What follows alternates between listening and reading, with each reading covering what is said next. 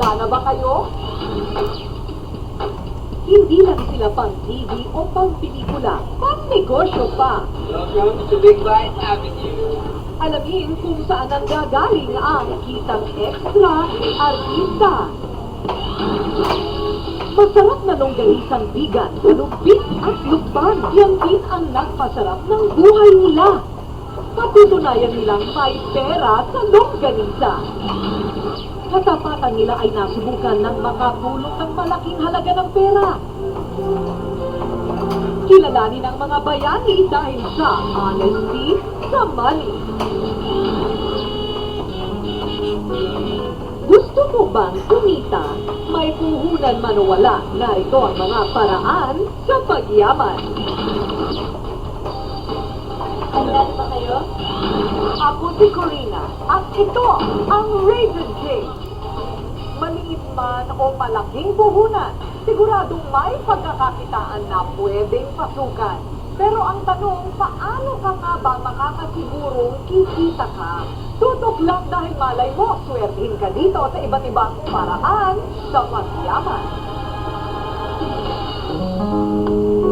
Yehey! Sweldo time! Pero matapos na partihin ang mga gastusin, kinakabahan ka pa rin. Kaya nag-iisip ka kung paano magkapera o kaya'y yumaman. Tato ko dyan! Gusto namin yumaman! Wes, ang tip number 1, pwedeng subukan ang multi-level marketing. Katulad ng ginawa ni Engineer Ramon Mendoza. Ang tip number 2, maging dealer. Pwede kang maging dealer ng mga cosmetics, gamit sa bahay, mga damit, o bento machine na naglalabas ng mainit na sabaw o kape. Sarap! Tip number 3, negosyo bigasan. 6 na taong nagtrabaho si James sa ibang bansa. Noong taong 2011, nagbalik siya sa Pilipinas at nagtayo siya ng bigasan. Pag uwi ko, inisip ko lang ano mo pinaka-importante yung produkto sa Pilipinas? Yung bigas.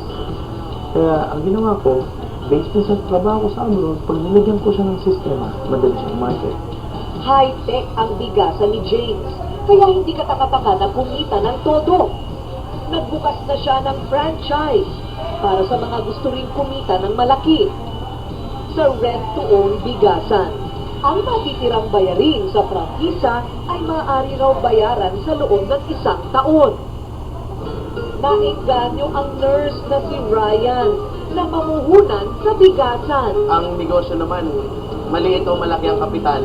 May tiyaga ka, binibigyan mo ng panahon, aangat siya. Mag-4 na buwan pa lang ang kanyang bigasan, nakakaubos na siya ng 7 hanggang 10 kabang bigas araw-araw. Wow! At ang tip number 4, may pera sa basura. Si Marilu, nakaisip ng kakaibang paraan para madagdagan ang kita. Unlad ng ekonomiya dahil sa mga negosyo, tinatayang nadadagdagan ng mahigit 1.2 milyon ang bilang ng mga Pinoy ngayon ang may trabaho. Gusto namin yumaman!